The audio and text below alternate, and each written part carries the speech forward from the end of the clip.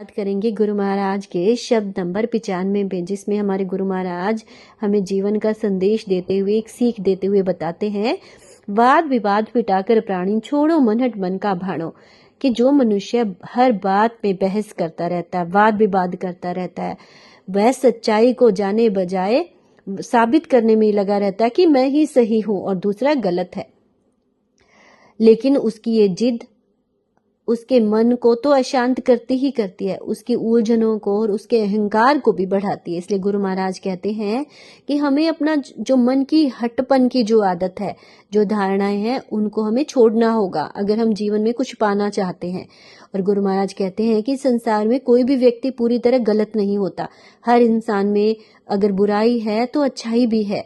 इसी कारण गुरु महाराज ने दुर्योधन हो, रावण, कंस, हर एक व्यक्ति की अच्छाइयों को भी देखा और वाणी में वर्णन भी किया है। इसलिए गुरु महाराज इस पंक्ति के माध्यम से हमें संदेश देते हैं कि अपने आप को सही मानना गलत नहीं है, लेकिन दूसरों को गलत समझना, उनसे वाद विवाद करना, उन्हें छोटा मानना, ये अहंकार है। हम स्वाभिमानी तो बने लेकिन अभिमानी नहीं। इसलिए हमें मन के जिद को छोड़ना होगा, और जब हम मन के जिद को छोड़ते हैं तो हमारा विवेक जागृत होता है और हम सच्चाई को समझ पाते हैं।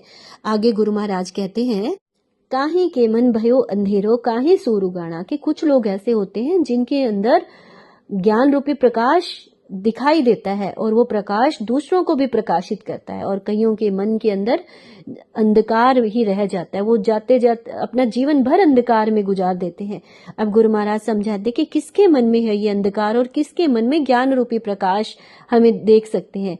गुरु जी कहते हैं, नुगरा के मन भयो अंधेरो सुगरा सूर उगाना। कि जो नुगरे लोग हैं, यानी जो मनमुखी लोग हैं, वाद विवाद करने वाले लोग हैं, उनके मन के अंदर अज्ञान रूपी अंधकार हमेशा रहता है, वो कभी निकल ही नहीं पाते इससे। और जो सुगरे हैं, यानी जो गुरुमुखी लोग हैं, जो गुरु की आज्ञा का पालन करते हैं, विनम्रता जिनके अंदर होती है, उनके अंदर ज्ञान का प्रकाश जाग उठता है, और वो प्रकाश उनको तो प्रकाशित करता ही है, उनके माध्यम से दूसरों के जीवन को भी प्रकाशित करता है। गुरु महाराज आगे कहते हैं, चरबी रहियो लोयन झुरियो पिंजर परो पुराणो। कि हमें समय रहते हुए जागना होगा, नहीं तो क्या होगा, हमारे एक दिन चरबी रहियो मतलब चरण भी कमजोर हो जाएंगे, हमारे पैर चलने लायक नहीं रहेंगे। लोयन झुरिया, हमारी आंखें भी कमजोर हो जाएगी, देखने लायक नहीं बचेगी। पिंजर परो पुराणो, ये हमारे शरीर रूपी पिंजर है, वो जर्जर हो जाएगा, हमारा शरीर भी बूढ़ा हो जाएगा। और जिन पे हम गर्व करते हैं, अभिमान करते हैं, वो कौन है, हमारा एक तो शरीर और दूसरा बेटा बेटी बहन भाई सबसे भयो अपाणो। कि जिनको हम अपना मानते हैं, चाहे वो बेटा हो, बेटी हो, बहन हो, भाई हो, हमारा परिवार हो, रिश्तेदार हो, उनसे भी हम अभाणे हो जाएंगे, यानी हम उनको भी एक दिन अच्छे नहीं लगेंगे, वो भी हमसे अक जाएंगे। क्योंकि जब हमारा शरीर किस लायक नहीं रहेगा तो और जिस चीज की कोई कीमत नहीं रहती, जो किसी के काम की नहीं रहती, उसकी कीमत भी खत्म हो जाती। इसी तरीके जब हमारा शरीर दूसरों के काम का नहीं रहेगा तो हम भी दूसरों के लिए अभाणे हो जाएंगे। इसलिए गुरु महाराज कहते हैं, तेल लियो खल चोपे जोगी रीता रहियो घाणो।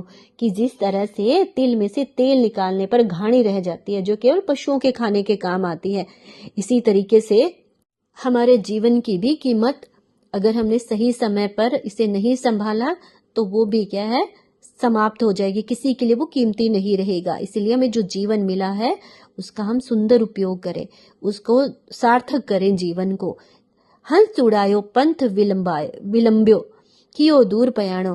कि एक दिन क्या होगा, इस शरीर में से जो आत्मा रूपी हंस है वो निकल जाएगा, जीव उड़ जाएगा, और इसकी जो रास्ता है, जो लंबी दूरी है जो उसको पार करनी होगी, उसके रुकने का कोई आश्रय नहीं है, कोई पयाणु नहीं है, इसका विश्राम दूर है, और वो विश्राम है परम पिता परमात्मा के श्री चरणों में। और वो उस विश्राम के लिए ही हमें ये जीवन मिला है कि हम उसकी तैयारी करें, और अगर हमने नहीं किया तो हमारे हाथ कुछ नहीं लगेगा। आगे सुरपति लेखो मांगे क्या जीवड़ा के कर्ण कमायो। आगे वो परम पिता परमात्मा हमसे लेखा मांगेंगे और पूछेंगे कि हे जीवड़ा, तुमने कौन सा कर्म कमाया है, कौन सी कमाई करके आए हो इस जीवन की। और अगर हमारे पास कमाई होगी तो हम बता पाएंगे, नहीं तो क्या होगा, जीवड़ा ने पाछो सूजन लागे सुकृत ने पछताणो।